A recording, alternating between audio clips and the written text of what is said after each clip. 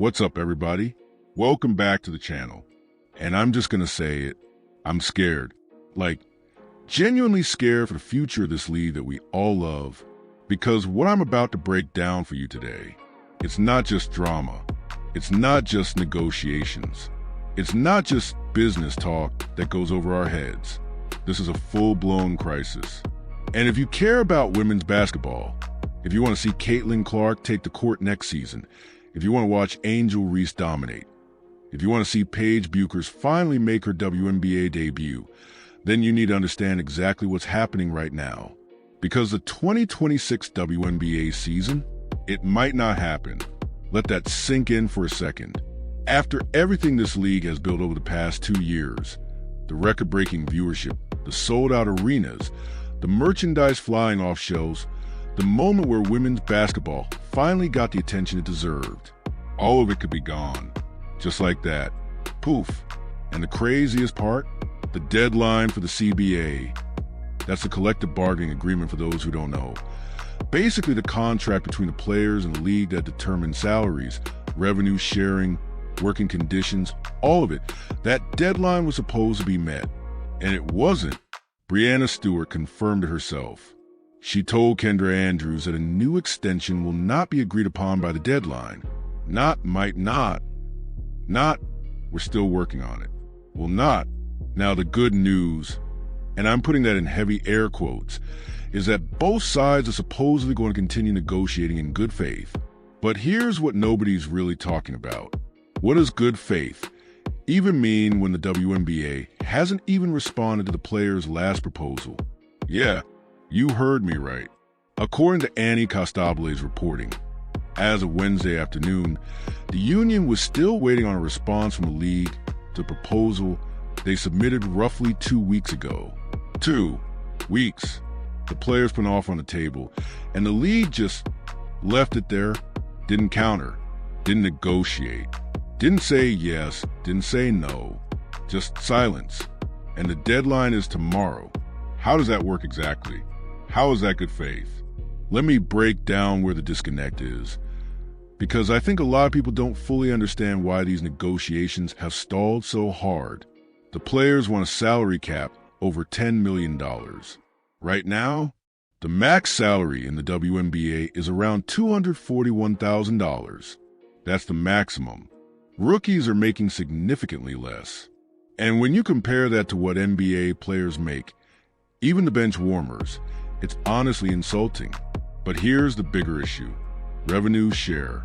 The players want 30% of league revenue. That's what NBA players get. It's standard in major professional sports. It's how you build generational wealth for athletes who are literally the product people are paying to see. The league? They reportedly offered somewhere between 15 and 17%. That's almost half of what the players are asking for. And the WNBA's reasoning? They claim, and I want to be clear, this is their claim, that if they agreed to the players' proposal, they would lose $700 million per season. 700 million. Now, are those numbers accurate? Honestly, we don't know. We have no way of verifying that. We can't exactly peek at the WNBA's books. And the league hasn't exactly been transparent about their financials in the past. But that's the number they're putting out there. And with that number, they're not even countering. They're just frozen. Meanwhile, the players are left hanging. And here's what really gets me. Breanna Stewart did an interview a few days ago where she was asked about her confidence level that a deal would get done. And she said something that, if you really listen to it, is kind of terrifying. She said, the next 3 days is tough for sure. She said she's confident a deal will eventually get done. But then she said this, and I want you to really hear this. She said she hopes they can turn the page soon and really get deep into all the negotiations that we've been struggling to agree on. Get deep into the negotiations?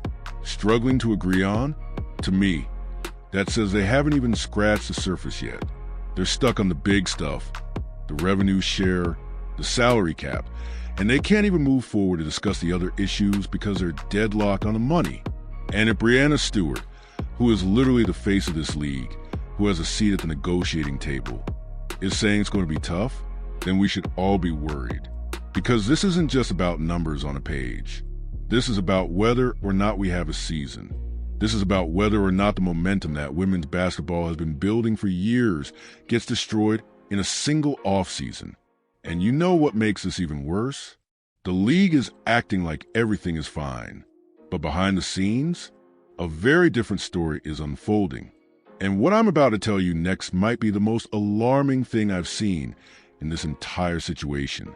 So here's what's happening that nobody is really talking about.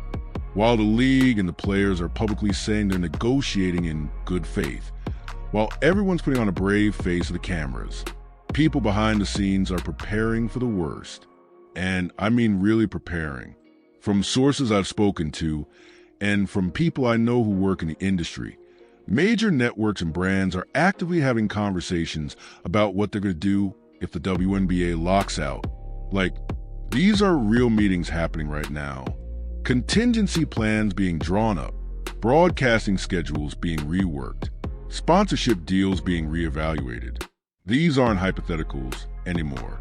These are real businesses making real preparations for the very real possibility that there will be no WNBA basketball in 2026.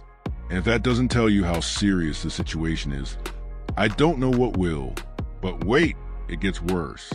Because the WNBA Players Association just made an announcement that, on the surface, sounds kind of positive. But when you really think about it, it's terrifying. They announced the creation of something called WNBA Player Hubs. Basically, it's a global network of training facilities that will give WNBA players continued access to courts, weight rooms, and recovery spaces throughout the offseason.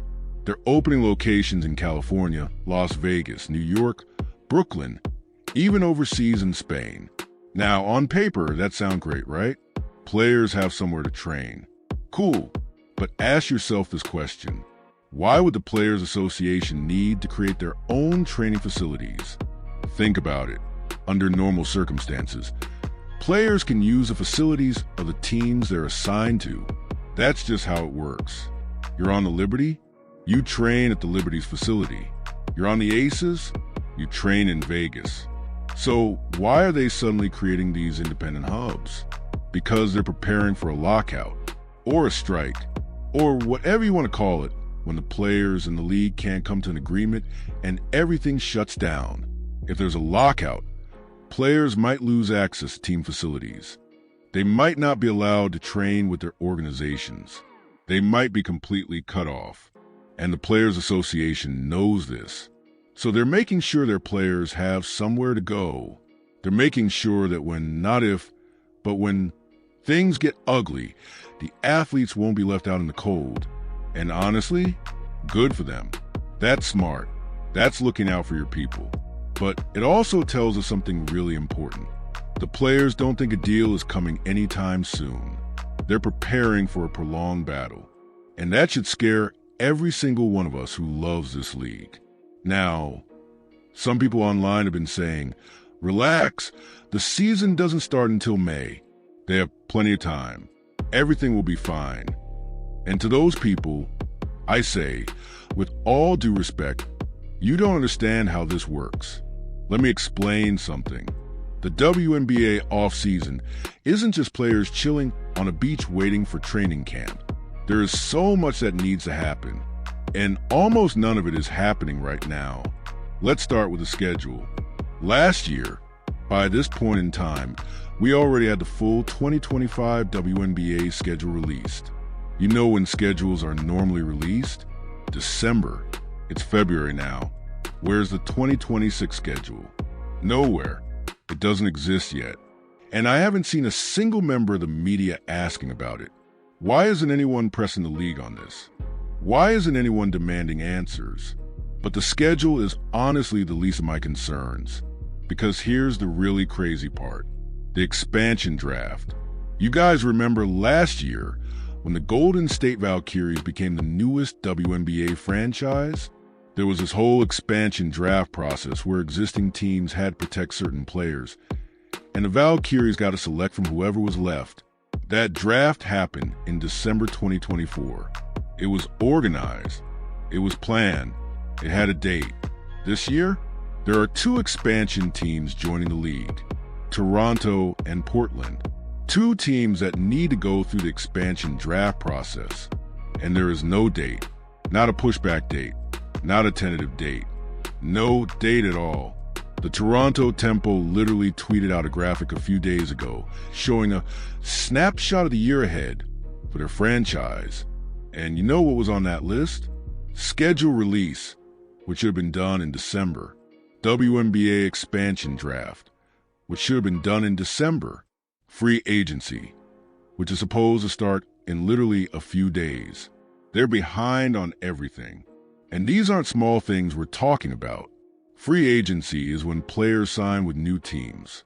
It's when rosters get formed. It's when the entire structure of the league shifts. And with over half of the league's players currently being free agents, because they intentionally didn't sign long-term deals knowing a new CBA was coming.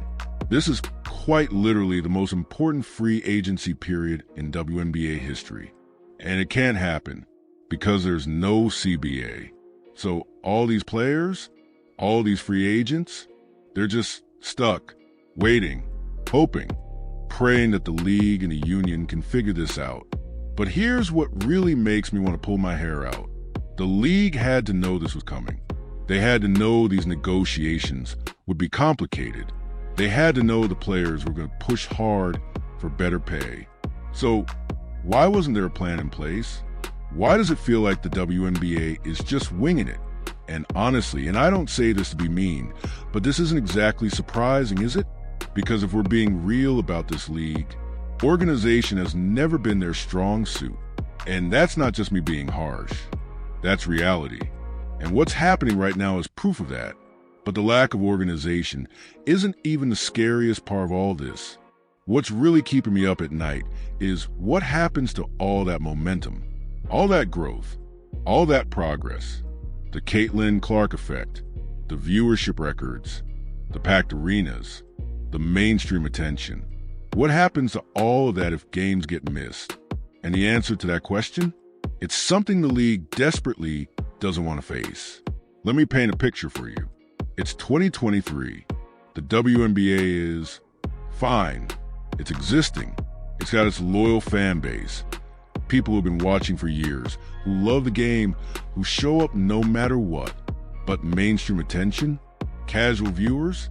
Crossover appeal? Not really there.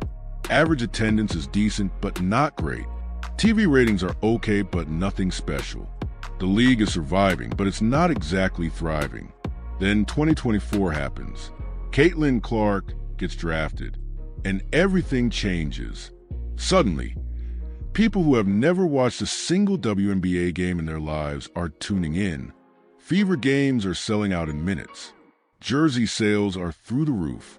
Social media is exploding. Mainstream sports media, ESPN, Fox, all of them, are leading with WNBA stories.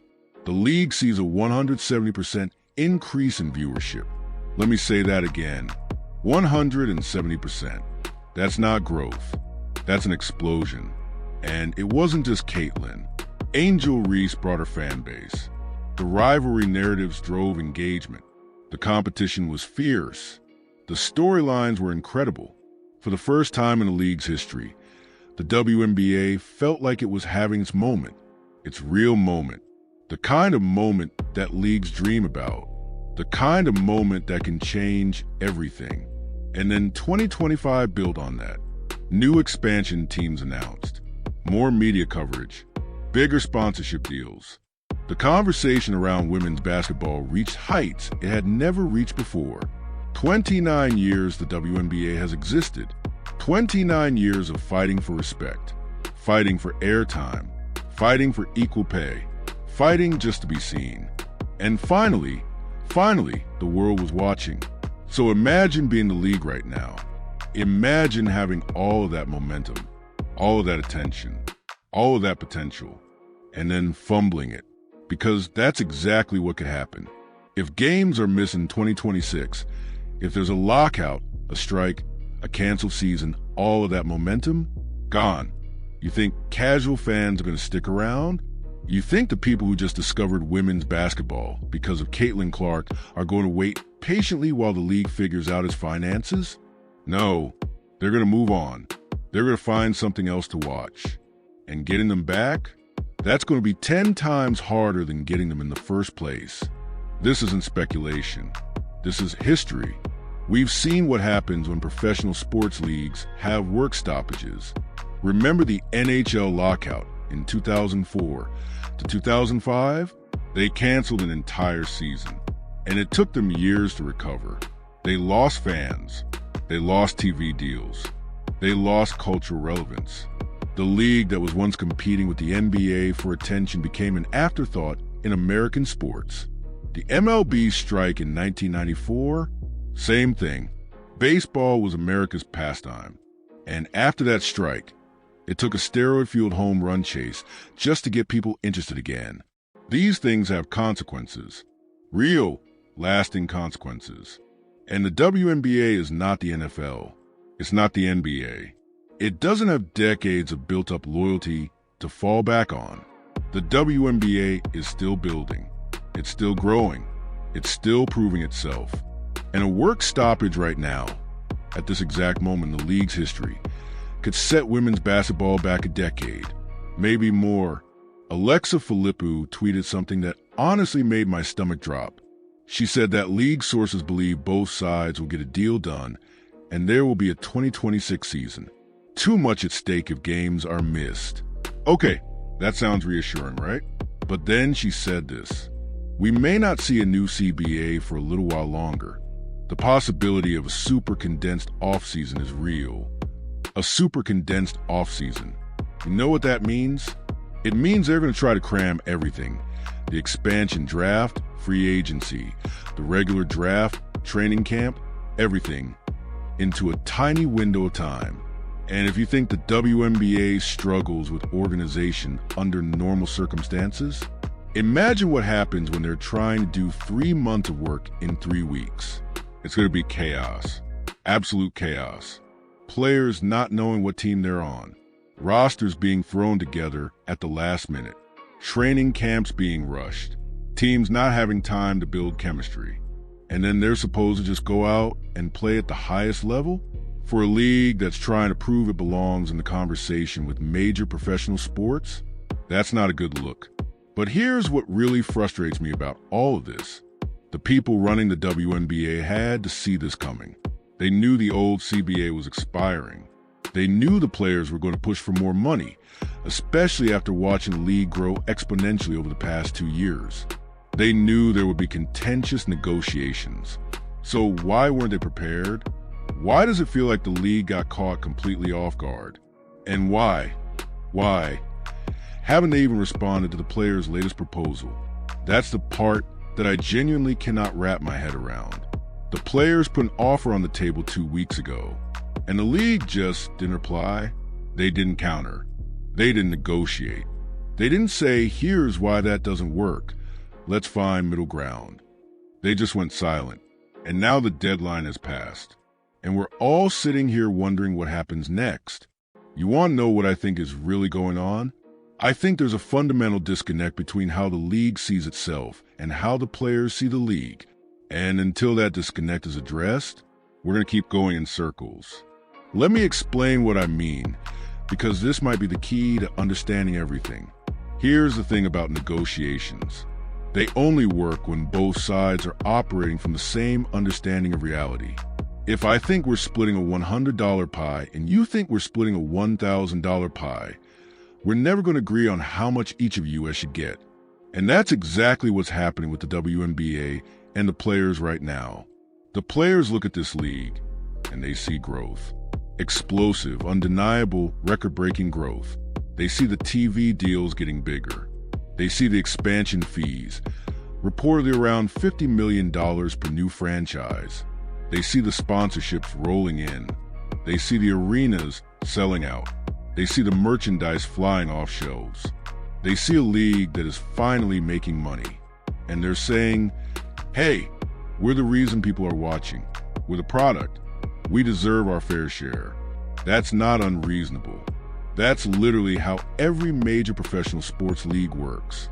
In the NBA, players get roughly 50% of basketball-related income.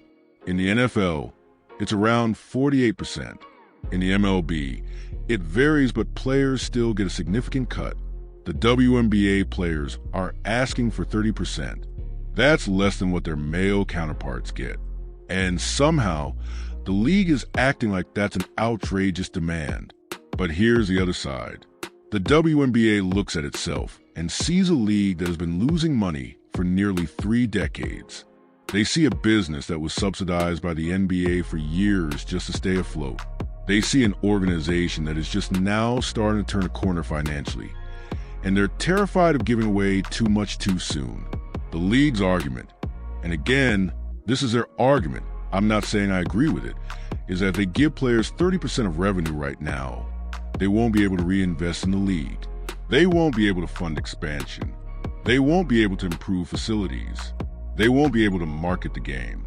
They won't be able to do all the things that will make the league bigger in the long run. And that $700 million loss they keep citing, that's their way of saying, if we do what you're asking, we go bankrupt. Now, do I believe that number? Honestly, I don't know. The WNBA has never been transparent about their finances. We don't get to see their books. We don't know what their actual revenue is. We don't know what their actual expenses are. All we have is what they tell us.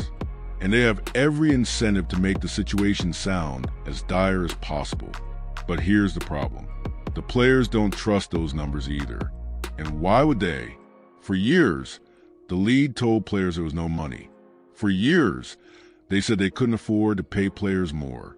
For years, they used "we're not profitable" as an excuse to keep salaries embarrassingly low. And then the players watched the league sell expansion franchises for $50 million each. They watched new TV deals get signed. They watched the value of franchises skyrocket. And they're supposed to just believe the league when they say there's no money? Come on. This is where the trust has completely broken down. And honestly, I don't blame the players for being skeptical. Napheesa Collier has been the most vocal about this. If you saw her comments recently, she said, and I'm quoting here, "Being on this side with Unrivaled, I know what it takes to run a sustainable business. So I think if they can't find a model that makes that happen, they need to put people in place who can." That's a direct shot at WNBA leadership. That's Napheesa saying, "We don't think you're competent. We don't think you know what you're doing. And maybe you need to be replaced." And she's been beating this drum since the finals last year. She doesn't like Cathy Engelbert. She's made that clear. She doesn't trust the people running the league. She's made that clear too. Every time she talks about the CBA, she makes it clearer and clearer. And you know what? I get it. When you're a player at the top of your game, when you're an MVP candidate, a champion, one of the best in the world, and you're watching the league grow exponentially while your salary barely moves, that's frustrating. That's insulting. That makes you angry. But here's where it gets interesting. Not all the players are taking the same approach. Breanna Stewart, for example, has been much more diplomatic. She's been talking about wanting to turn the page and get negotiations moving. She's expressed confidence that a deal will eventually get done. She's been measured, careful, strategic in her public comments. Same with Napheesa Collier, who's the president of the Players Union. She's been pushing hard for the players' demands, but she's doing it through proper channels. She's not throwing bombs on social media. She's not calling for heads to roll. It's almost like good cop, bad cop. And honestly, that might be intentional. You have some players putting public pressure on the league, making it clear that the players are angry and united. And you have other players leaving the door open for compromise, signaling that a deal can still be made. It's smart negotiating. But here's my concern. What if the league doesn't respond to either approach? What if they just keep stalling? What if they think they can wait the players out? Because right now, that's exactly what it feels like. The league seems to be betting that eventually the players will blink, that they'll get desperate, that they'll accept less than they're asking for just to have a season. But I don't think this group of players is going to blink. And if neither side backs down, then we're headed somewhere really ugly. And the person caught in the middle of all this, the one who might actually determine how this all plays out, well, that's someone we haven't really talked about yet. Let me ask you a question. Who is the most powerful person in women's basketball right now? Is it Cathy Engelbert, the WNBA commissioner, who's supposed to be leading this league into its next chapter? Is it Napheesa Collier, the players' union president who's fighting for better conditions for every athlete in the league? Is it the owners, the billionaires and investment groups pouring money into these franchises, expecting a return? Or is it someone else entirely? I'd argue the most important person in this entire CBA negotiation, the person whose presence looms over every single conversation, isn't even at the negotiating table. It's Caitlin Clark. And before you roll your eyes, hear me out, because I'm not just being a Caitlin stan here. This isn't about favorites. This is about economics. The WNBA's entire argument for not paying players more is that the league isn't profitable enough yet. But why is the league suddenly on the verge of profitability? Why are expansion franchises selling for $50 million? Why are TV networks paying more for broadcasting rights? Why are sponsors lining up? It's because of the viewership explosion. And that viewership explosion is directly tied to one player. Love her or hate her, Caitlin Clark changed the game. When she entered the league, she brought millions of new eyeballs with her. She turned the WNBA into appointment television for people who had never watched before. And the league knows this. They know that if there's number 2026 season, those casual fans aren't waiting around. They know that the Caitlin effect has a shelf life, and every missed game is wasted potential. They know that their entire financial future is tied to capitalizing on this moment. So why are they playing games with the CBA? Why are they risking everything over a few percentage points of revenue share? It makes no sense. Unless they think the players need the league more than the league needs the players. And that might be the biggest miscalculation in sports history. Because here's what the WNBA seems to be forgetting. The players have options now. Options they've never had before. We've talked about Unrivaled, the 3v3 league that Napheesa Collier and Breanna Stewart founded. It's giving players a place to compete and earn money during the off-season without going overseas. But that's just the beginning. There's Project B, the women's basketball league that's been quietly building. There's Athletes Unlimited. There are overseas leagues that are paying WNBA players more than the WNBA itself. And here's what's really interesting. The top players in the WNBA, they don't need the league to survive financially. Caitlin Clark made more from her nil deals in college than most WNBA players make in their entire careers. Breanna Stewart has major sponsorship deals. Angel Reese has her own brand empire. These players have built platforms that exist independently of the WNBA. So if the league thinks they can just wait the players out, if they think the players will eventually cave because they need those WNBA paychecks, they're wrong. The stars can walk away. And if the stars walk away, what's left? A league nobody's watching. Now, I want to be clear. I don't want this to happen. I don't want to see the WNBA implode. I don't want to see players scattered across random leagues. I want the WNBA to be the premier destination for women's basketball, with players earning what they deserve while playing in front of packed arenas. That's the dream. But the league seems determined to sabotage that dream. And it's not just the players who see it. The fans see it too. I've been reading the comments on social media, and the frustration is palpable. People are angry. They're angry at the league for not valuing players. They're angry at the lack of transparency. They're angry that after years of telling fans to support women's sports, the league can't even get its act together. One tweet I saw said, "We did our part. We bought tickets. We watched games. We bought jerseys. We showed up, and this is how the league repays us." And that really resonated with me, because the fans aren't asking for much. They just want to watch basketball. They just want to see their favorite players compete. They just want a league they supported for years to act like it has its priorities straight. Is that too much to ask? Apparently it is. And what makes this even more frustrating is looking at what should be happening right now versus what's actually happening. The competitor script mentioned this, and I want to expand on it because I think it really illustrates how badly the league has dropped the ball. By this point last year, we had a full schedule. We had completed the expansion draft. We were deep into free agency discussions. We were analyzing rosters, projecting lineups, breaking down which teams had improved and which teams had gotten worse. We were talking about basketball, real basketball content, not this drama, not this uncertainty, not this constant anxiety about whether there's even going to be a season. And you know who suffers the most from all this chaos? It's not the stars. They'll be fine regardless. It's the role players, the veterans on minimum contracts, the rookies trying to break into the league, the ones who don't have massive endorsement deals to fall back on, the ones who need the WNBA. And right now, those players have no idea what their future holds. They don't know if they'll have a job in 6 months. They don't know if they should sign overseas. They don't know anything because the league can't get its act together. And if you think the current situation is bad, wait until you hear what might happen next. Because there's a scenario that nobody's talking about publicly, one that could change everything.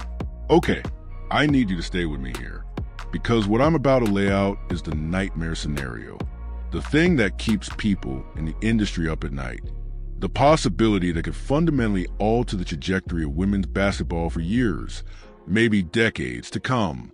What happens if the players actually strike? Not a threat, not a negotiating tactic, an actual, full-blown work stoppage where the players refuse to take the court. Now, before you say that would never happen, remember what I told you earlier. The Players Association is already building independent training facilities around the world. They're preparing for a prolonged fight. They're not bluffing. And here's what people don't understand about strikes and lockouts. Once they start, they're incredibly hard to stop. It's not like both sides just wake up one morning and decide to be reasonable. There's momentum. There's pride. There's a sunk cost of having already sacrificed so much. The longer it goes, the harder it becomes to end. Look at the NBA lockout in 2011. That lasted 161 days. They lost about 16 games per team. And that was a league with decades of established wealth, massive TV contracts, and players who were millionaires many times over. The WNBA doesn't have that cushion. If the WNBA loses 16 games, or worse, an entire season, the damage could be permanent. But here's the thing. I actually think a strike is less likely than a lockout. And for those who don't know the difference, a strike is when the players refuse to work. A lockout is when the owners refuse to let players work. It's an important distinction. In a strike, players are the ones making the aggressive move. They're saying, "We won't play until you meet our demands." In a lockout, owners are the ones making the aggressive move. They're saying, "You can't play until you accept our terms." And given how these negotiations have gone, with the league refusing to even respond to the players' latest proposal, I think a lockout is the more likely scenario. The league might decide that the best way to break the players' resolve is to simply shut everything down, cancel the expansion draft, cancel free agency, cancel training camp, cancel everything, and then just wait. Wait for the players to get desperate. Wait for the public pressure to mount. Wait for cracks to form in the union's solidarity. It's a brutal strategy, and it's one that owners in other sports have used before. The problem is, it rarely works the way owners hope. Because here's what happens during a lockout.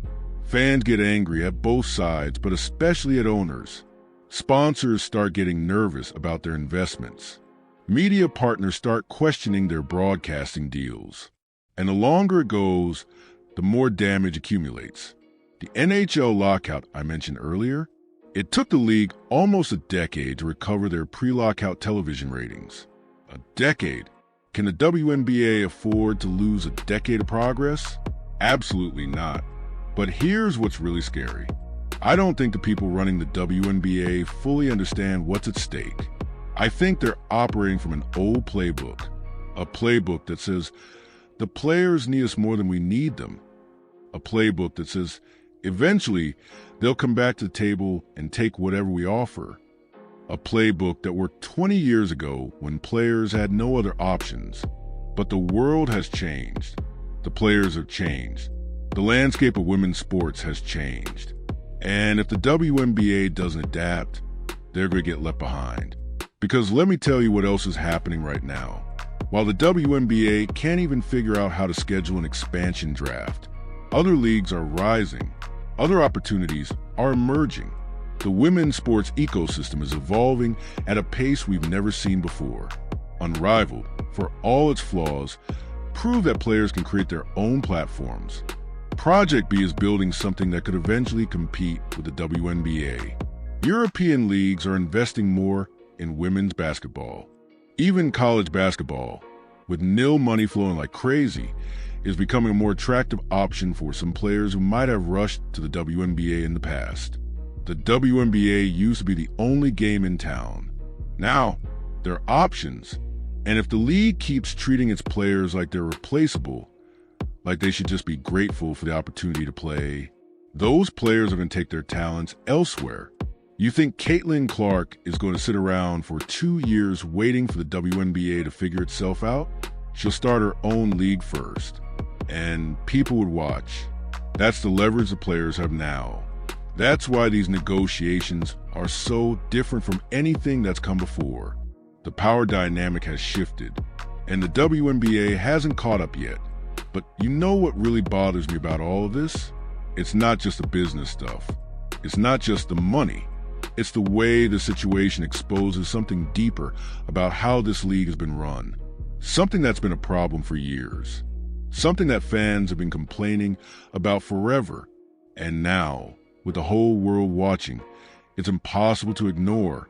The WNBA has an organizational problem, a serious one, and it goes way beyond these CBA negotiations. I'm going to say something that might sound harsh, but I think it needs to be said. The WNBA has never been run like a truly professional sports league. And I don't mean that as an insult to the players. They're world-class athletes who deserve better. I mean it as a criticism of the organization itself. The infrastructure, the planning, the execution, the attention to detail. It's just not there. And we've seen evidence of this for years. Scheduling issues that make no sense. Travel accommodations that would be laughable in any other major sports league. Marketing that's been inconsistent at best and non-existent at worst. How many times have we heard stories about WNBA players flying commercial and middle seats, while NBA players have chartered private jets? How many times have we seen teams playing back-to-back games in different cities, with barely enough time to travel? How many times have fans complained that they didn't even know a game was happening because the league did zero promotion? These aren't new problems. They're foundational problems, and they all point to the same issue. The people running this league have never truly invested in making it a first-class operation. They've treated it like a side project, a nice thing to have, a box to check for diversity and inclusion, but not a priority. And now, at the most critical moment in the league's history, that lack of investment is showing. Think about it. The league knew the CBA was expiring. They knew it for years. They had all the time in the world to prepare for these negotiations. So why does it feel like they got caught completely off guard? Why is there no date for the expansion draft? Why is there no schedule release? Why haven't they responded to the players' proposal? Because there was no plan. There was no strategy. There was no sense of urgency. And now we're all paying the price. The Toronto Tempo, one of the new expansion teams, tweeted out their timeline for the year. And when you look at that list, it's actually embarrassing. Schedule release should have been done in December. Expansion draft should have been done in December. Free agency should be starting right now. They're behind on literally everything. And this is supposed to be an exciting time. 2 new franchises join the league.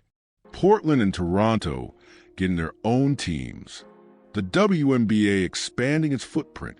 This should be a celebration. Instead, it's chaos. And here's what really gets me. Nobody in the media is asking the hard questions. Where's the schedule? When's the expansion draft?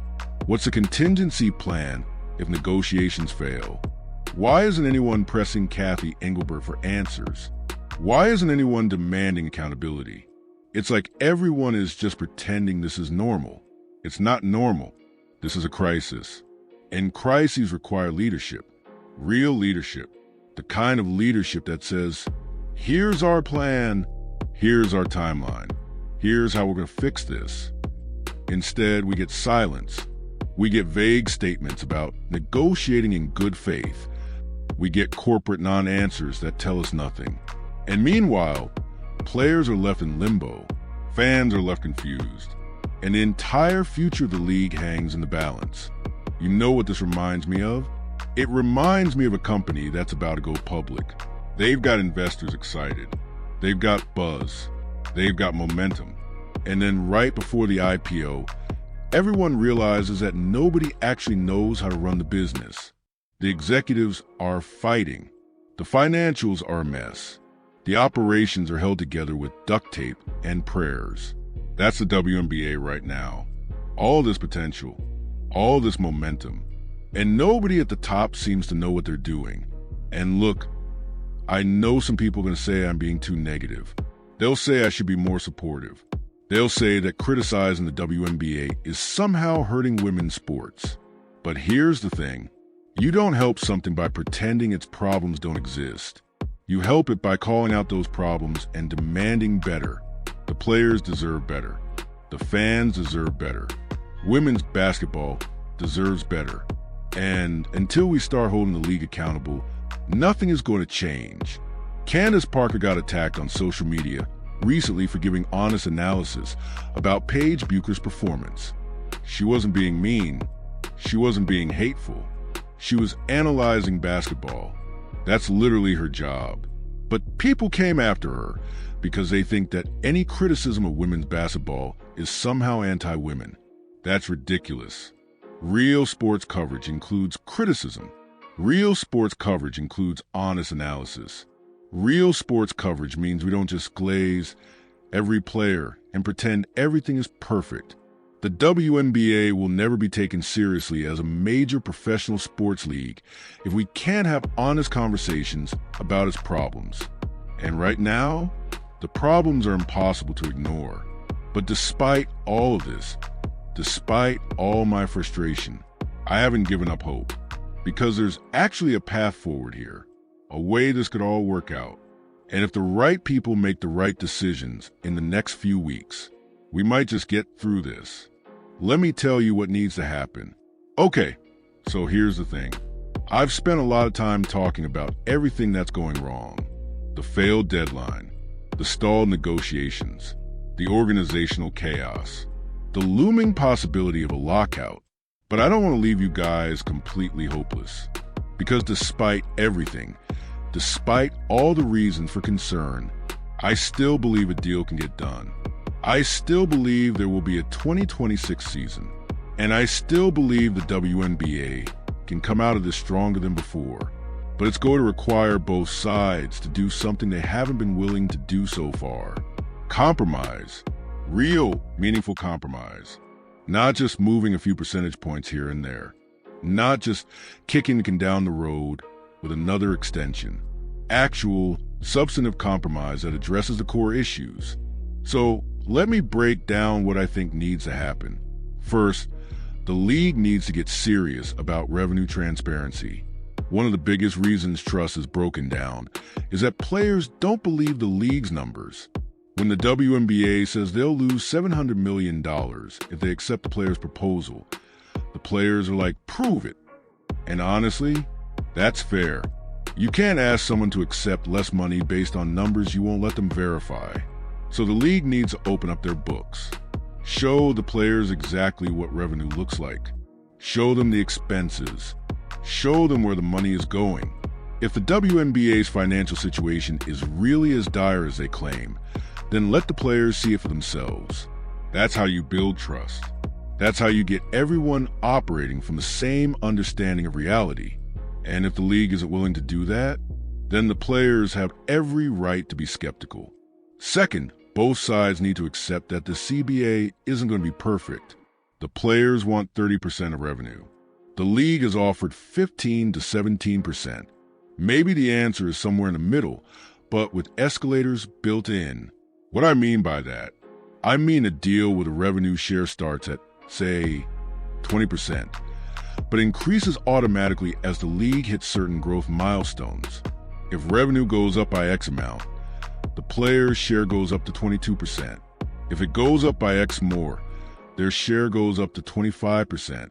This gives the players a path to the money they deserve while giving the league some breathing room to continue investing in growth.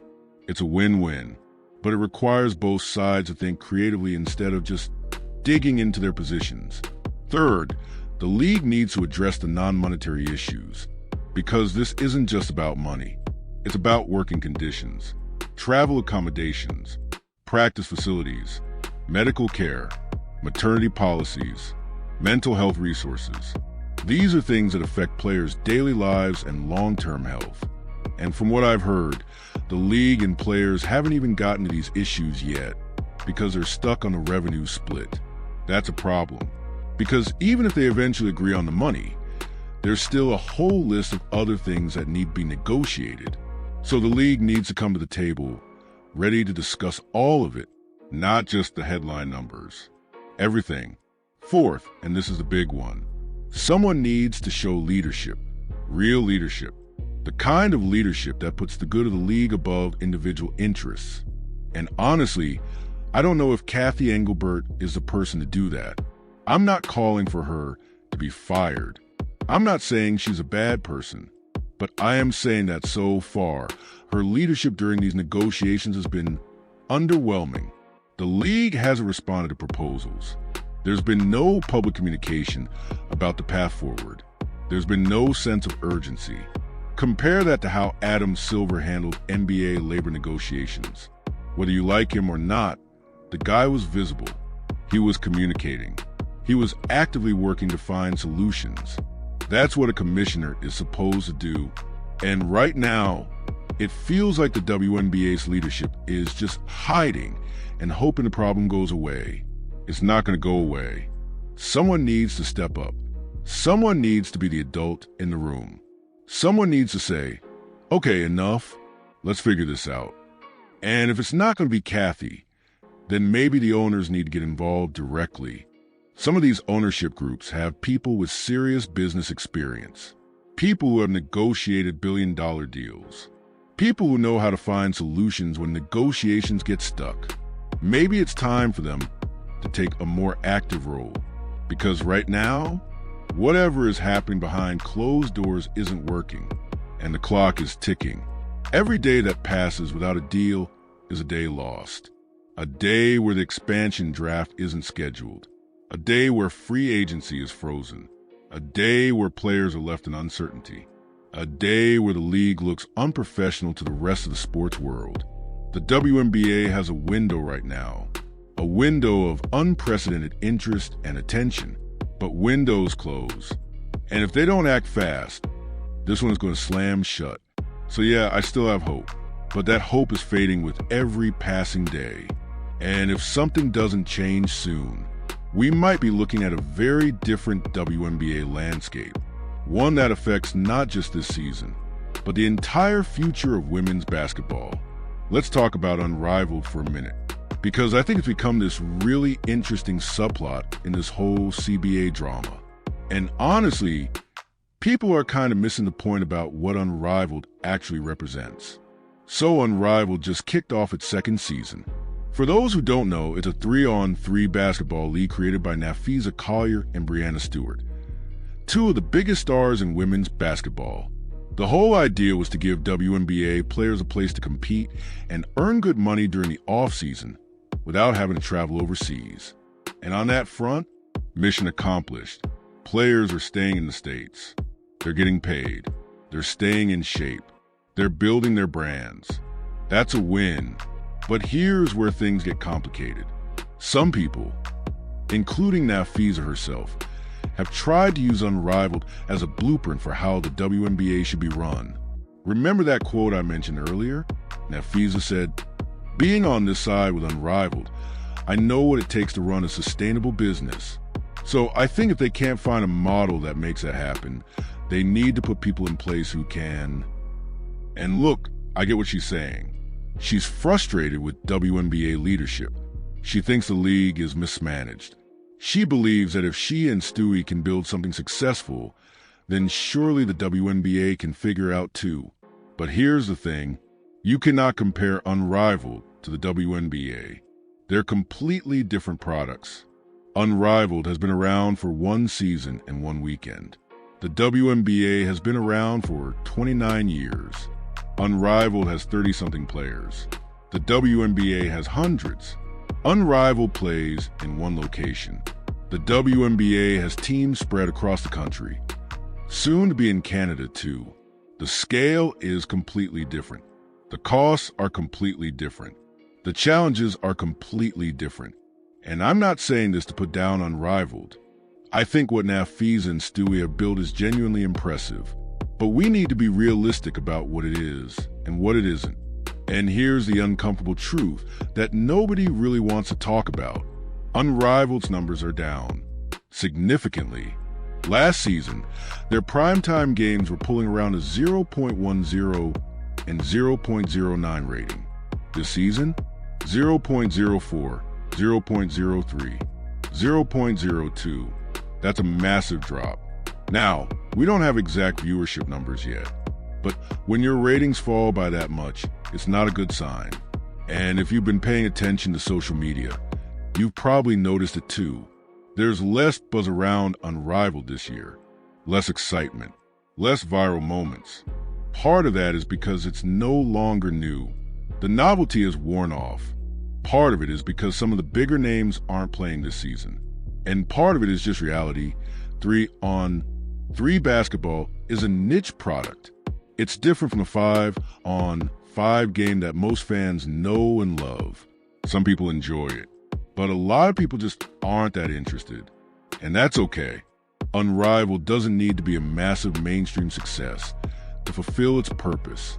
If it gives players a good off-season option and pays them well, that's valuable even if the ratings aren't through the roof. But here's where I have a problem. When people try to use Unrivaled as evidence that the WNBA is being mismanaged, when they suggest that because Unrivaled exists, players don't really need the WNBA, that's where I have to push back. Because the truth is, without the WNBA, Unrivaled doesn't work. Without the WNBA, none of these alternative leagues work. Project B, Athletes Unlimited, overseas leagues, they all depend on the WNBA being the foundation of women's professional basketball. The WNBA is what gives players their platform. The WNBA is what makes players famous enough to attract fans to other ventures. The WNBA is the engine that drives everything else. If the WNBA collapses, if there's number 2026 season, you think people are going to suddenly start watching Unrivaled in record numbers? No, they're going to move on. Casual fans, the ones who showed up because of Caitlin Clark and Angel Reese, they're not going to stick around for 3-on-3 basketball in the offseason. They came for the main event. And if the main event is canceled, they're gone. So while I appreciate what Unrivaled is doing, while I think it's a positive addition to the women's basketball ecosystem, let's not pretend it's a replacement for the WNBA. It's not. Nothing is. The WNBA is the premier women's basketball league in the world. And everyone, players, owners, fans, media, should be doing everything possible to protect it.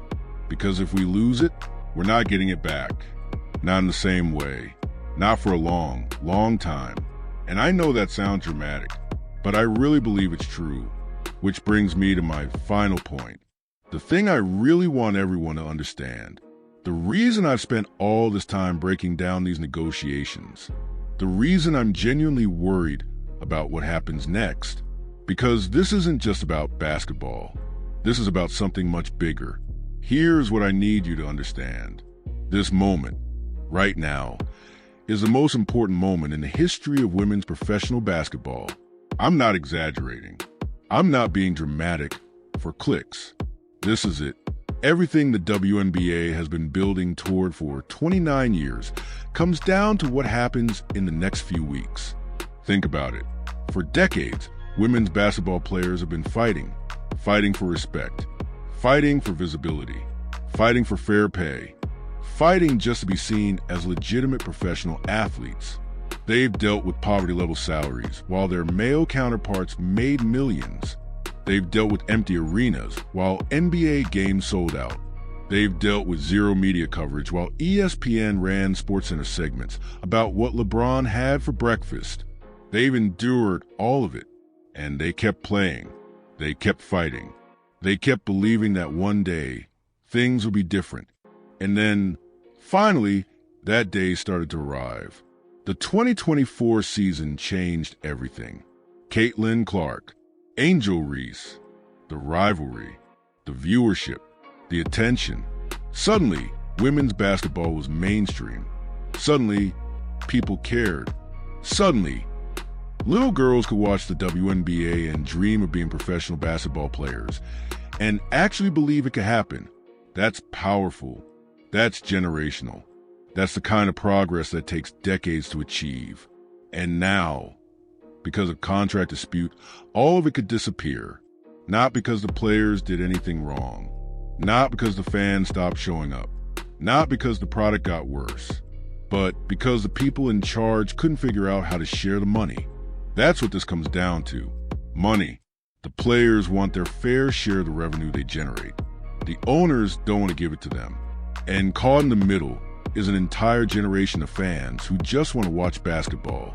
I think about the young girls who fell in love with the sport last year. The ones who got Caitlin Clark jerseys for Christmas. The ones who started playing basketball because they saw Angel Reese dominating. The ones who finally had heroes who looked like them, playing a sport they could aspire to. What do we tell them if there's no season? Sorry, the grown-ups couldn't figure out. Sorry, money was more important than your dreams. Sorry, maybe next year? That's unacceptable. It's unacceptable to the players who have given everything to this sport. It's unacceptable to the fans who have supported this league through thick and thin. And it's unacceptable to everyone who believes that women's sports deserve the same respect as men's sports. So here's what I'm asking. I'm asking the league to do better. Stop stalling. Stop hiding. Stop pretending like everything is fine. Get in the room with the players and hammer out a deal. Not next month. Not next week. Now, I'm asking the owners to recognize what they have. You're not investing in a failing business anymore. You're investing in a league that just experienced explosive growth. Pay the players what they're worth. It's not charity, it's good business. I'm asking the players to stay united. I know it's hard. I know some of you have different opinions. I know the pressure is intense. But your solidarity is your strength. Don't let them divide you. And I'm asking all of you, the fans, to make your voices heard. Comment on this video. Tweet at the league. Let them know that you're watching and you're not going to accept anything less than the 2026 season. Because at the end of the day, we're the ones who make this league valuable. Our viewership, our attendance, our merchandise purchases. Without us, there is no WNBA, and we deserve to be heard. So that's where we are, you guys. The deadline is passed. Negotiations continue in good faith, whatever that means. The expansion draft is unscheduled. Free agency is frozen. The schedule doesn't exist. And the future of women's basketball hangs in a balance. I wish I could tell you everything is going to be fine. I wish I could promise you that Caitlin and Angel and Paige and Asia and everyone else will definitely be playing in May. But I can't, because right now, nothing is guaranteed. All we can do is hope that the people in charge recognize what's at stake. Hope that common sense prevails. Hope that 29 years of progress doesn't get wiped out by a few months of stubbornness. I'm going to keep covering this story. Every update, every development, every twist and turn, I'll be here breaking it down for you because this matters. Women's basketball matters. And I refuse to give up on this league. So please, leave your thoughts in the comments below. Let me know how you're feeling about all of this. Are you worried, hopeful, angry, all of the above? I want to hear from you. Thumbs up this video if you found it helpful. Click that subscribe button if you haven't already. We upload new content every single week. And share this video with anyone who cares about women's basketball. The more people who understand what's happening, the more pressure there is on both sides to get a deal done. We're in this together. And together, I really believe we can push this league to do the right thing. All right, you guys, that's all I have for today. I'll see you in the next one. Stay hopeful, stay loud, and let's fight for the future of women's basketball. Peace.